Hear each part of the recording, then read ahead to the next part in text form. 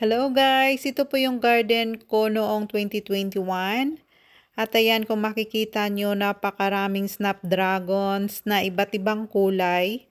Mayroon din akong cabbage dyan, celery, mayroong cauliflower at saka broccoli. So ayan, kung makikita nyo, yung mga snapdragons na yan, ang itinanim ko dyan ay 3 kulay lang. White, pink at saka red lang. Pero mayroong tumubo ng napakarami at iba't ibang kulay. Ayan. Kasi nagtanim ako noong mga nakaraang taon. Pero 3 kulay lang. Ngayon, ewan ko ba't may tumubo na iba't ibang kulay like orange and white na hindi naman ako nagtanim ng ganong kulay noong nakaraan. Ayan, napakagandang tingnan nila guys. Lalo na yung mga pink. At naglagay din ako dyan ng tent sa center. So, napaligiran siya ng mga bulaklak. Napakaganda tingnan.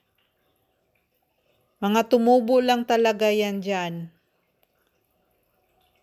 Ang dami nila. Ngayon naman, yung 2022 naman to, nagtanim ako naman dyan ng yellow na snapdragons. At maraming iba't ibang kulay din na mga petunias. So, ayan ang yellow. Oh, napakaganda. Yellow lang din yung tinanim ko dyan. Pero may mga tumubo din na sobrang dami na iba't ibang kulay. Mayroon din akong sibuyas dyan na red. Ayan, kung makikita nyo, iba't ibang kulay na. Pero yung tinanim ko dyan, yellow lang talaga. Ayan. Pakaganda nila tingnan guys.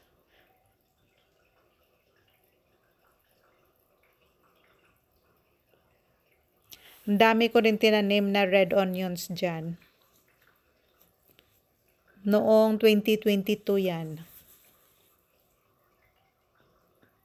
Ganda rin nila tingnan. At dito sa kabilang sides naman, mayroon ako dyan shoe organizers. At tinaniman ko ng mga petunias.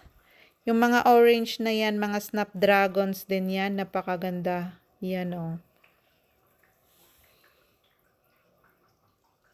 So, puno yung backyard namin ng mga bulaklak. Pero ang dami dyan na hindi ko tinanim. Tumubo lang talaga ulit sila kasi nagtanim ako nung mga nakaraang taon. Ito naman yung ngayon, 2023. Ayan o. Nag-pink naman ako dyan. Nagtanim ako ng pink na snapdragons doon sa gilid. Pero kung makikita nyo, maraming ding mga yellow. Yan ay mga pansies at saka mga marigolds din.